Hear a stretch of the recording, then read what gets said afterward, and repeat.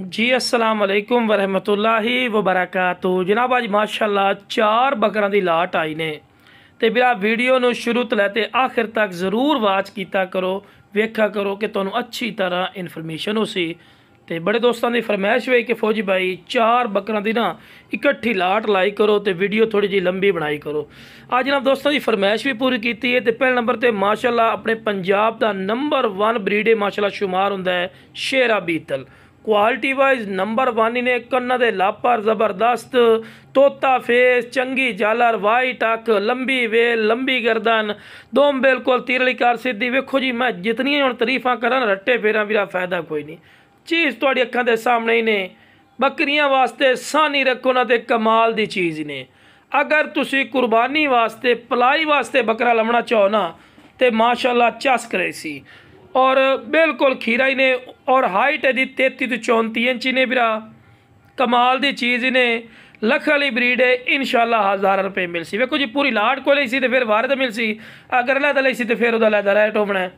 बाकी बिरा तो नहीं पता कि जी शेरा बीतल बकरा है पिया वो जो बकरे मंडी के घटो घट तो लाख लाख रुपए तो थले गल ही नहीं सुनते। तो लो बिरा नागरा बीतल ही ने माशाअल्लाह, वाइट अख दे ने, तोता फेस, चंगी जालर, कन्ना की चौड़ाई लंबाई जबरदस्त, मुँह बिल्कुल खीरा बिरा चेक कर सकते हैं। ठीक है ना जी।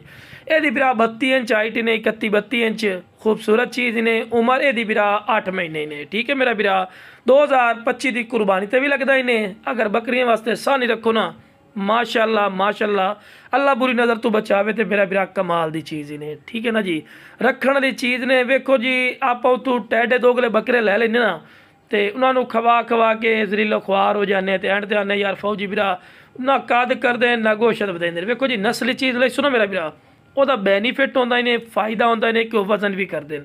वेखो जी एक दो चढ़ते सोहने जानवर हैं। वेखो जी हुण इस तो बाद आ गया जी माशाअल्लाह वाइट कलर दे विच ने, खूबसूरत चीज़ ने। झालर जी माशाअल्लाह वच्छां दी होंदी, कन्ना दी चौड़ाई लंबाई कमाल दी, तोता फेस, लंबी वेल, मोटे हड्ड पैरों दे विच ने, दोम सीधी। वेखो जी नस्ली चीज़ दी जितनी निशानियां होंदियां ना बिरा माशाअल्लाह सारी दी सारी निशानियां इन्हां जानवरां पाईयां गईयां। 5 बकरियां दी लाट ने।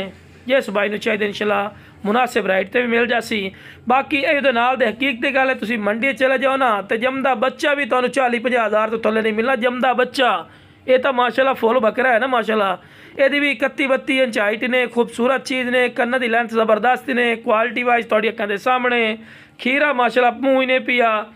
और अल्लाह खैर किते अगर पलाई कर सुना तो कुर्बानी का दिन 1.5 लाख का बकरा ही कौन देंदा मेरा बिरा, क्योंकि तुहानूं पता नस्ल खूबसूरती और ये चीज़ माशाअल्लाह सुन्नत इब्राहिमी तो लोग ज़्यादातर पसंद करते हैं। तो चौथे नंबर पर माशाअल्लाह नागरा बीतल माशाअल्लाह बकरा ने। उम्र दी बिरा 8 महीने ने। खूबसूरत फेस ब्यूटी सू, वेल भी ज़बरदस्त, बरीक पशम ते माशाअल्लाह जितनी हुण बार मैं शुरू तो गल की तो होनी कर रही हाँ तरीफा में जितनी पोल बनना फायदा कोई नहीं। वेखो जी चीज़ अपने मुँह आप बोलती कि वाकई कोई चीज़ है। बाकी मैं बंदर नाल खड़ा करना हाइट का का पता लगे, फेस ब्यूटी चेक करो, क्लोज करके चेक करवा रहे हैं कि तुहानूं अच्छी तरह इन्फॉर्मेशन और डिटेल होवे। आंडी पटोरा ही ने और माशाअल्लाह पक्का खीरा ही ने पिया। कुर्बानी के नज़दीक ही मेरा बिरा 2 दांत सी, खूबसूरत चीज़ ने। वेखो जी रखण वाली चीज़ ने, वजन भी अच्छा खासा कर सी अगर अच्छी खुराक दे सो तो। हुण इत्थों लै जाओ तो उत्ते अच्छी खुराक ना दो तो उन्हें की माशाअल्लाह ग्रोथ करना बिरा वो तो तुहानूं ही पता है। अगर खुराक दे सो तो ग्रोथ कर सी ना।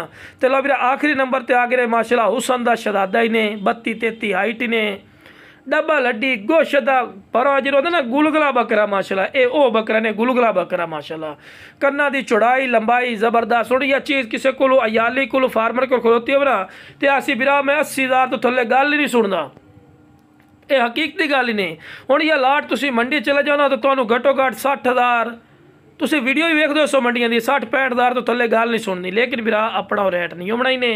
जिस बिरा नूं पूरी लाट चाहिए ना इंशाअल्लाह 5 बकरा दी बिल्कुल जायज़ और मकूल रेट ते मिल जासी। बाकी बिरा जिस बिरा नूं चाहिए जनाब जल्दी रब्ता करके मुनासिब कीमत